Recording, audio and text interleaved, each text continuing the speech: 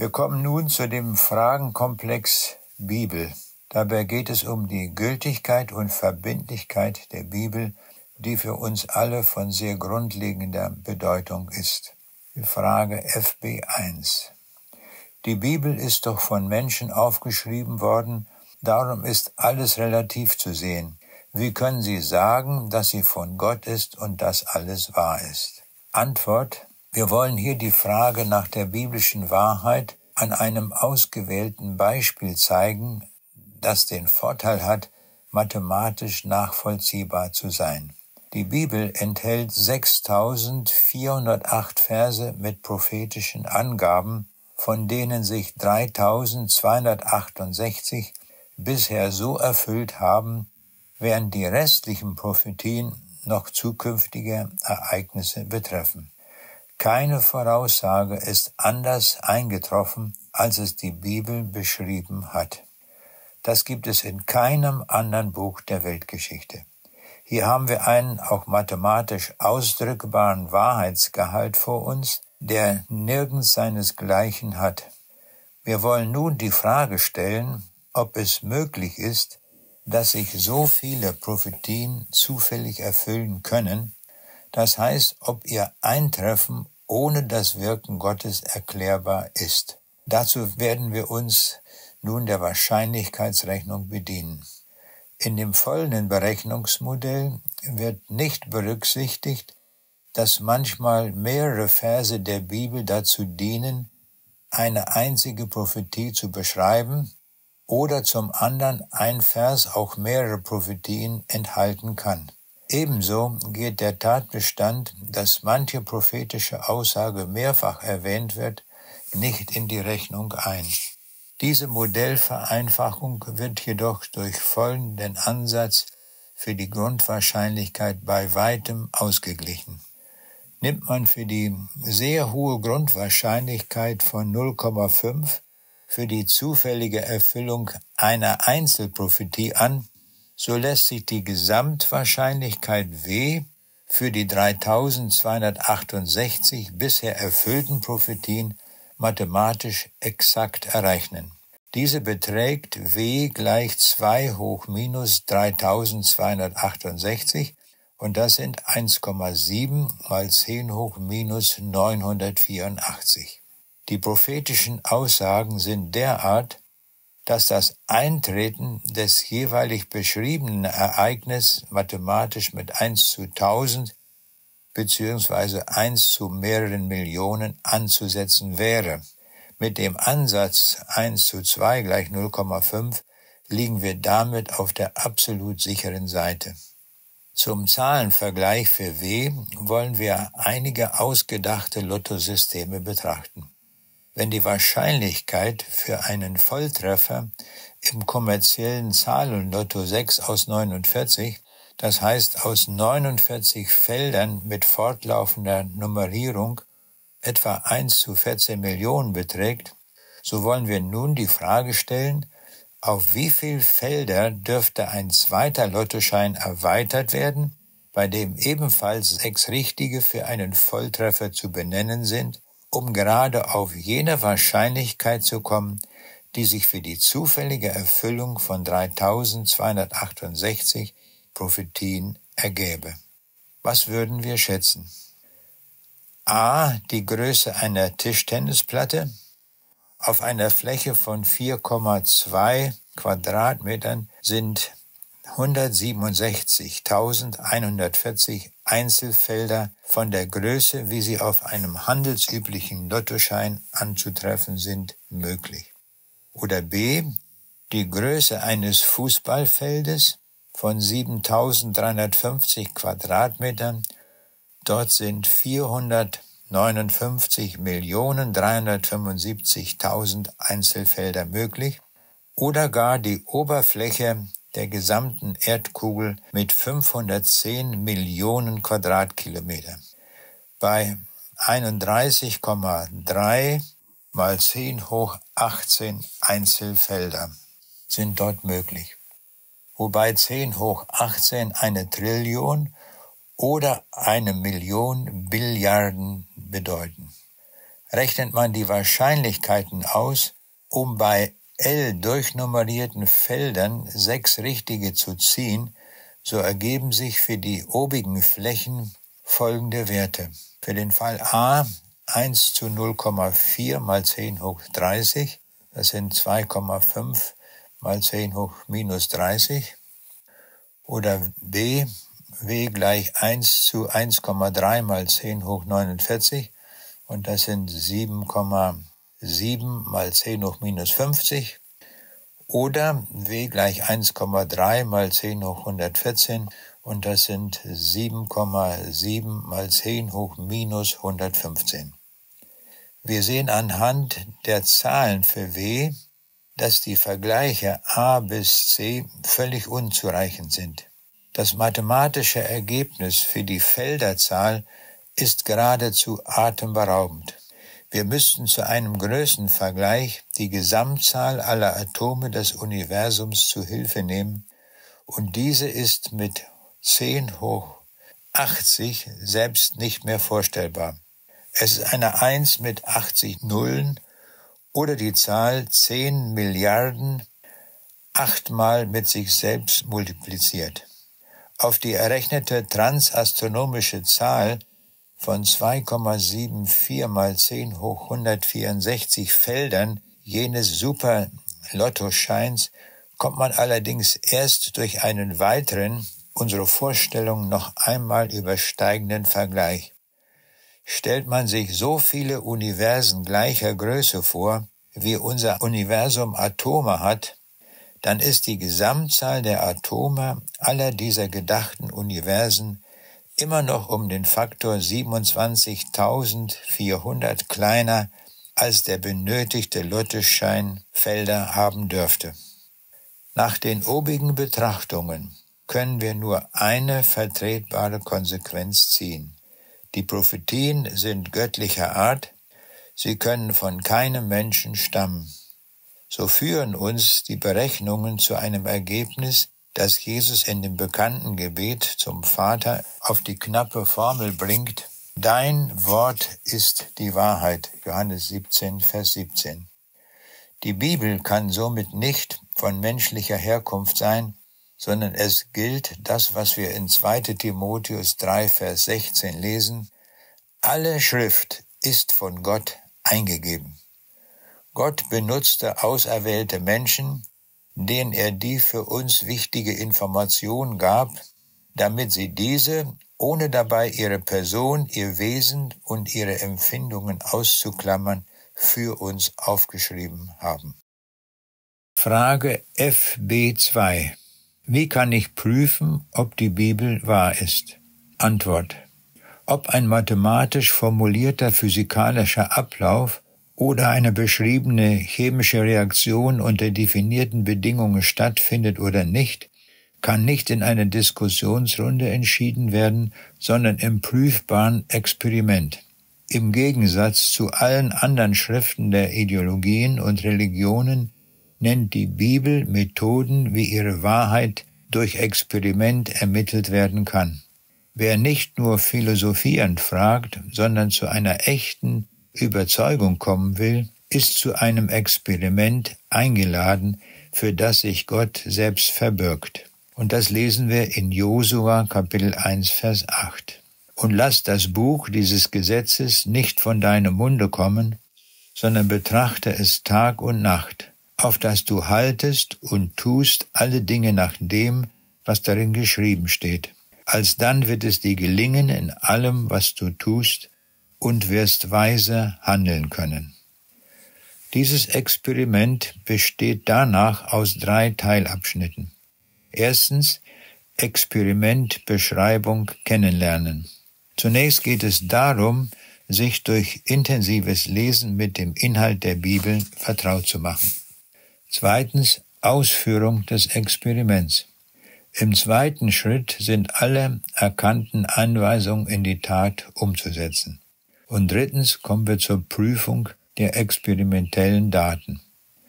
Alle Menschen wünschen sich ein gelungenes Leben in Ehe und Familie, Beruf und Freizeit. Die Fragen an die Ratgeber in der Regenbogenpresse legen ein beredtes Zeugnis davon ab. Kein psychologischer Eheberater, kein Industriemanager und kein politischer Berater verfügt über ein absolutes Erfolgsrezept. Nur die Bibel verspricht unter den obigen Bedingungen Gelingen und weises Handeln im Leben. Wer dieses Experiment durchführt, kommt immer zu einer positiven Bilanz. Es gibt weder Verlust noch Risiko, also keinen verlorenen Einsatz wie beim Lottospiel oder Zinsverlust wie bei Krediten. Wer es mit der Bibel wagt, hat es mit Gott zu tun und wird dadurch einen großen Gewinn haben. Frage FB3. Was ist an der Bibel anders als bei allen sonstigen Büchern der Weltliteratur? Antwort. Die Bibel unterscheidet sich in mehrfacher Hinsicht grundlegend von allen sonstigen Büchern der Weltgeschichte, so dass sie ein einzigartiges, einmaliges und unvergleichliches Werk darstellt. Dazu möchte ich 8 Punkte benennen. Erstens. Trotz über 1000-jähriger Entstehungsdauer weist die Bibel eine einzigartige Kontinuität auf. Die Bibel wurde in einer Zeitspanne von über 1500 Jahren von etwa 45 Schreibern unterschiedlicher Herkunft und Berufe geschrieben. Hierzu gehören zum Beispiel der Universitätsabsolvent Mose, der militärische Oberbefehlshaber Josua, der Ministerpräsident David, der Mundschenk Nehemia, der König David, der Hirte Amos, der Fischer Petrus, der Zöllner Matthäus, der Arzt Lukas und der Zeltmacher Paulus. Die Bibelteile entstanden mitunter an ungewöhnlichen Orten, wie in der Wüste bei Mose, im Kerker bei Jeremia, im Palast bei Daniel, auf Reisen bei Lukas oder in der Verbannung wie bei Johannes. Und bei allen nur denkbaren Gemütsverfassungen der Schreiber wie Freude und Liebe, Angst und Sorge, Not und Verzweiflung, trotz der sonst nirgends anzutreffenden Spannweite von 60 Generationen hinsichtlich ihrer zeitlichen Entstehung und der unterschiedlichen Gesellschaftsschichten ihrer Autoren ist die Bibel von einer einheitlichen, fein aufeinander abgestimmten Thematik. Die Schreiber behandeln Hunderte von Themen mit besonders auffälliger Harmonie und Kontinuität. Würden Menschen ohne das Wirken Gottes aus so weit entlegenen Zeitepochen und mit so divergierenden Persönlichkeitsstrukturen eine solche Themenspanne bearbeiten, so wäre erfahrungsgemäß keine Einheit zu erwarten. Insbesondere zieht sich die biblische Lehre über Gott sowie über seine Heilsgeschichte mit den Menschen wie ein roter Faden durch die ganze Bibel. Zweitens. Die Bibel enthält eine so weite Palette literarischer Gattungen, wie sie in keinem anderen Buch anzutreffen ist. Hingegen fehlen diejenigen Textarten, die nicht der Wahrheit verpflichtet sind, wie zum Beispiel Märchen, Legende und Sage. Ebenso wenig findet man solche Über- oder Untertreibungen, wie wir sie von Satiren, Glossen, Heldenreden oder Komödien her kennen.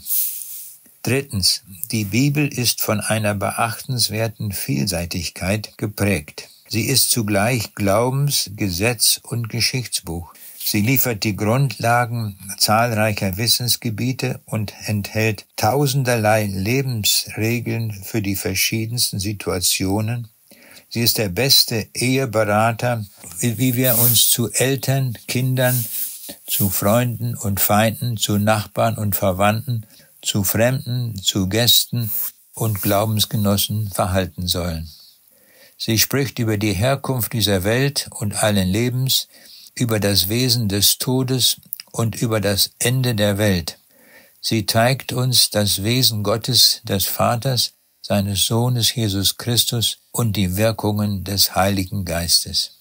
Viertens. Die Bibel ist das einzige Buch mit ausschließlich zuverlässigen prophetischen Aussagen. Diese sind göttlichen Ursprungs und darum auch in keinem anderen Buch der Weltgeschichte zu finden. Auch nicht in dem Koran oder in den Aufzeichnungen des französischen Okkultisten Nostradamus. Die Zeitspannen zwischen Niederschrift und Erfüllung sind so groß, dass auch strengste Kritiker nicht einwenden könnten, die Prophetien seien erst gegeben, nachdem die Ereignisse schon eingetreten waren. 5. Der zeitliche Aussagerahmen der Bibel findet nirgends seinesgleichen. Die Bibel erstreckt sich in ihren Aussagen vom Ausgangspunkt der physikalischen Zeitachse, also der Schöpfung, bis zu ihrem Endpunkt Offenbarung 10, Vers 6b. Kein einziges Buch vermittelt etwas Gewisses über den Beginn der Zeit und vermag die Ereignisse um den Endpunkt der Zeitachse zu beschreiben. Darüber hinaus spricht die Bibel von der Ewigkeit, jener Wirklichkeit, in der unsere einengenden Zeitgesetze keine Gültigkeit mehr haben. 6. Keine Aussage der Bibel hat sich als falsch erwiesen. Nie mussten wissenschaftliche Bezüge der Bibel aufgrund von Forschungsergebnissen revidiert werden. Hingegen gibt es zahlreiche Beispiele dafür, dass naturwissenschaftliche Beschreibungen in der Bibel erst etliche Jahrhunderte nach ihrer Niederschrift durch die Forschung bestätigt wurden. 7. Kein sonstiges Buch beschreibt den Menschen so realistisch wie die Bibel. Es gibt keine komödienhaften Übertreibungen, keine retuschierten Biografien und kein glorifiziertes Heldentum, das die negativen Seiten der Menschen verbirgt oder verschleiert. So bleiben in der Bibel die Sünden der Erzväter, der Ehebruch Davids und die Unordnung in den Gemeinden nicht unerwähnt. 8. Wie kein anderes Buch erfasst die Bibel zukünftige Erscheinungen, die bei damaligem Wissensstand kein Mensch erahnen konnte, wie zum Beispiel Space Labs oder Orbitalstationen, und schließt in ihre Lehre Situationen ein, die erst viele Jahrhunderte später aufgetreten sind. Schon diese 8 genannten Besonderheiten weisen die Bibel als ein herausragendes Buch aus, dem kein anderes auch nur annähernd vergleichbar wäre. Der Historiker Philipp Schaff beschreibt die Einzigartigkeit der Schrift und den, über den sie spricht, sehr treffend. Dieser Jesus von Nazareth besiegte ohne Geld und Waffen mehr Millionen Menschen als Alexander, Cäsar, Mohammed und Napoleon. Ohne Wissenschaft und Gelehrsamkeit warf er mehr Licht auf göttliche und menschliche Dinge als alle Philosophen und Gelehrten zusammen. Ohne rhetorische Kunstfertigkeit sprach er Worte des Lebens, wie sie nie zuvor oder seither gesprochen wurden, und erzielte eine Wirkung wie kein anderer Redner oder Dichter. Ohne selbst eine einzige Zeile zu schreiben, setzte er mehr Federn in Bewegung und lieferte Stoff für mehr Predigten, Reden, Diskussionen, Lehrwerke, Kunstwerke und Lobgesänge als das gesamte Heer großer Männer der Antike und Moderne. Dieses Zitat finden wir in McDowell, die Bibel im Test, Seite 54. Wenn auch die Bibel hinsichtlich der Zahl ihrer Wörter und Buchstaben exakt erfassbar ist, zum Beispiel die englische King James Version 783 Wörter, so ist doch die Fülle ihrer Gedanken unzählbar. Kein Menschenleben reicht aus, um den kompletten Gedankenschatz zu heben, so lesen wir es in Psalm 119, Vers 162. Die Bibel können wir darum als einziges Buch beliebig oft lesen, ohne dass sie langweilig wird. Mit jedem Lesen erschließen sich neue Gedankengänge und Querverbindungen zu anderen Texten. Wir kommen zu einer wichtigen Schlussfolgerung. Die Bibel ist das einzige göttliche Buch. Ihre Wahrheit ist von Gott verbürgt und auch vollkommen autorisiert. Frage FB4. Gibt es heute noch neue Botschaften als Ergänzung zur Bibel? Ist Gott nicht größer als die Schrift um direkt zu jemandem zu reden? Antwort: Wir müssen zwei Redeweisen Gottes unterscheiden: die für alle Menschen in gleichem Maßen gültige Bibel und die individuelle Führung Gottes im Leben des Einzelnen. Zuerstens Ergänzungen zur Bibel. Parallel mit der Entstehung der biblischen Schriften durch von Gott berufene und von ihm autorisierte Männer treten auch falsche Propheten mit eigenmächtigen Botschaften auf. Auf die auch uns bewegende Frage, wie kann ich merken, welches Wort der Herr nicht geredet hat, gibt Gott als Antwort ein entscheidendes Kriterium zur Prüfung der Wahrheit. In 5. Mose 18, Vers 22 lesen wir: Wenn der Prophet redet in dem Namen des Herrn, und es wird nichts daraus, und es kommt nicht, das ist das Wort, das der Herr nicht geredet hat. Der Prophet hat's aus Vermessenheit geredet. Auch in der Bergpredigt warnt Jesus vor den falschen Propheten und nennt uns ebenso die Kennzeichen ihrer Identifizierung.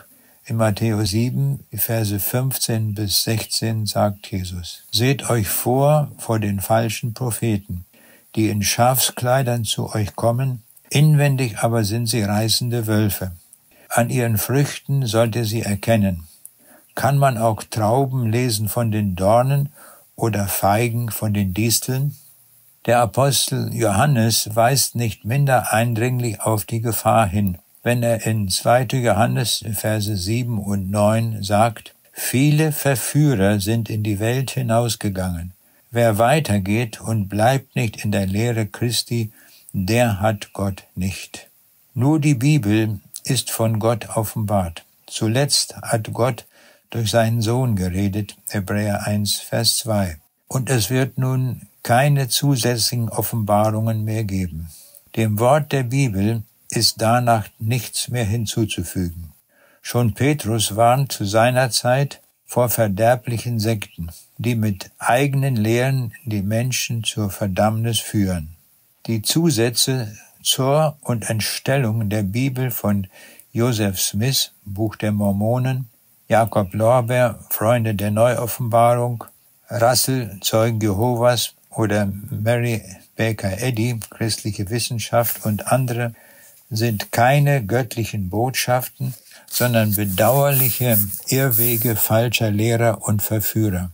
Gott gibt keine zusätzlichen Offenbarungen, sondern nur neues Licht über das, was er uns schon längst im Alten und Neuen Testament mitgeteilt hat. So bleibt die Bibel die einzige verbindliche Informationsquelle und die alleinige Messlatte, an der alles zu prüfen ist. Auch Zitate heutiger Zeitgenossen mit der einleitenden Autorisierungsformel „der hat mir gesagt" bedürfen wegen des oben dargelegten einer strengen Prüfung. Zweitens, individuelle Führung Gottes.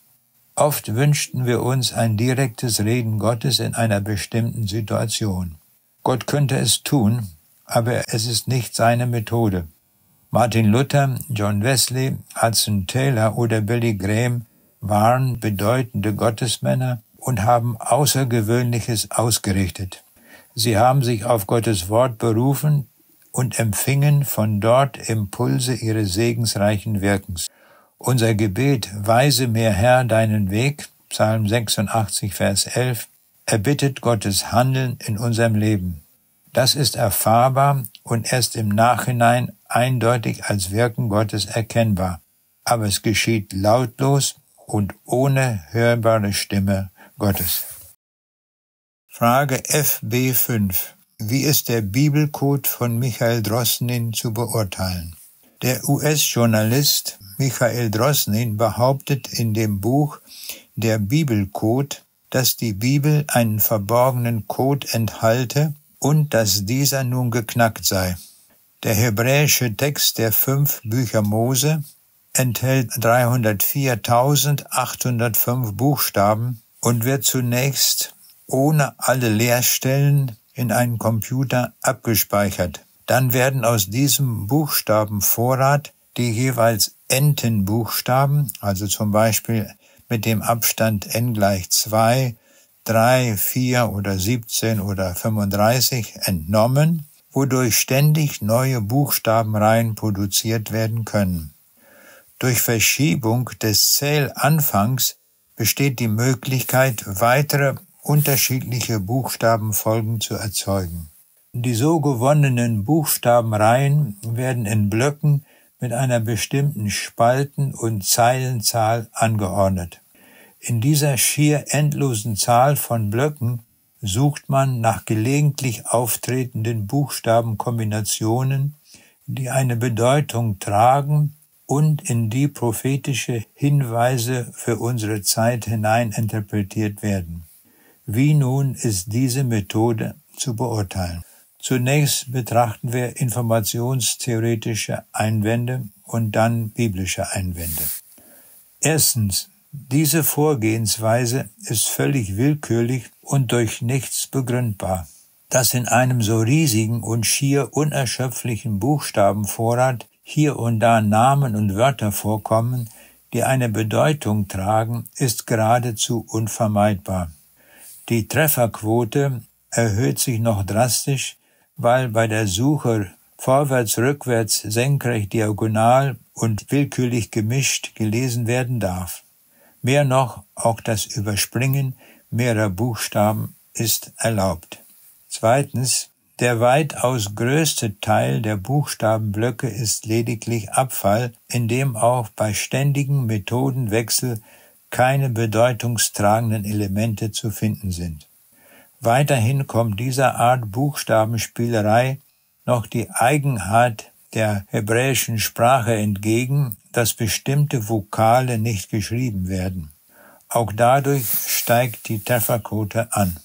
Drittens, bei der Drosninschen Methode werden die Zeichen immer aus derselben Quelle entnommen. Damit ist sichergestellt, dass auch diese Häufigkeitsverteilung der Buchstaben sich nicht ändert. Das zufällige Auftreten von Wörtern aus dem Sprachschatz der hebräischen Sprache wird somit erheblich wahrscheinlicher als bei Entnahme aus einem Pool mit anderer Verteilung. Viertens, die Bezeichnung Bibelcode für die statistischen Spiele von Drosnin ist irreführend, weil ein Code immer einen Sender, also Urheber, voraussetzt. Alle hier betrachteten Buchstabenselektionen sind aber als Zufallsfolgen anzusehen, die prinzipiell nicht entschlüsselt werden können, da sie definitionsgemäß keine Bedeutung tragen. Damit ist alles, was Drosten herauszulesen versucht, reine Willkür und ohne jegliche Absicht eines Senders. Fünftens, der australische Mathematiker Brendan Mackay wandte die Bibelcode-Methode auf den englischen Roman Moby Dick an und konnte in gleicher Weise sensationelle Ergebnisse herauslesen. Damit hat er gezeigt, dass das Ergebnis unabhängig von der verwendeten Quelle ist. In einem genügend großen Buchstabenvorrat kann man fast alles finden, was man sucht. Wörter, die nicht in den beabsichtigten Konsens passen, ignoriert Drosnin einfach. Übrigens, Mackay fand auch das Wort Drosnin und in unmittelbarer Nähe das Wort Liar, also Lügner. Wir kommen nun zu den biblischen Einwänden. Erstens, die zentrale Botschaft der Bibel ist die Heilsgeschichte Gottes mit den Menschen. Sie zeigt uns, wer Gott und wer Jesus ist und wie wir die Rettung und das ewige Leben finden. Sensationelle politische Ereignisse sind kein biblisches Thema. Hier aber setzt Drosnin mit seiner Suche ein und stellt sich damit gegen die biblische Offenbarungsabsicht. Die angeblich entschlüsselten Botschaften passen also keineswegs in den Kontext der Bibel. Zweitens, die willkürlich zusammengebastelten Wörter von Drosnin stehen weder in irgendeiner Ordnungsstruktur, noch ergeben sich dabei vollständige Sätze.